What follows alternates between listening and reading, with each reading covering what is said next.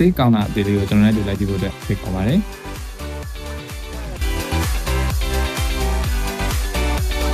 မင်္ဂလာပါ The Experience Fleet Management ကလည်းကြိုဆိုပါတယ်ဒီနေ့မှာတော့စီရိုနာမှာပြောင်းလဲဖွင့်နေတာတဲ့ save ကောင်းတာနေရာကိုလိုက်ပြပေးမှာဖြစ်ပါတယ်အမှတ်1ကဘာကြီးဖျားလာမကြီးပေါ်မှာရှိတဲ့စီရိုနာဟိုတယ်လော်ဘီကိုဝင်ပြီးတော့ညာဘက်ကိုကြွေတာနဲ့ shopping arcade band မြင်မြင်ချင်းပူလေးမှာကျွန်တော်တို့ရဲ့ save ကောင်းတာလေးရှိပါတယ်ဗျမနက်9:00နာရီခွဲကနေညနေ6:00နာရီထိဝန်ဆောင်မှုပေးပြီးတော့ manage ရဲ့ထက်သာပိတ်ပါတယ်ကားကိုကိုယ်တိုင်မောင်းနေတာပဲဖြစ်ဖြစ်ရေမောင်းပါနေပဲဖြစ်ဖြစ်ငှားရမ်းခြင်းနေဆိုရင်ကျွန်တော်တို့ရဲ့ The Experience Fleet Management ကိုအချိန်မီလာရောက်ဆက်သွယ်မြင်မြန်ဆောင်နိုင်ပါတယ်ဗျအဆုံးထိကြည့်ပြီးတဲ့အတွက်ကျေးဇူးတင်ပါတယ်ခင်ဗျ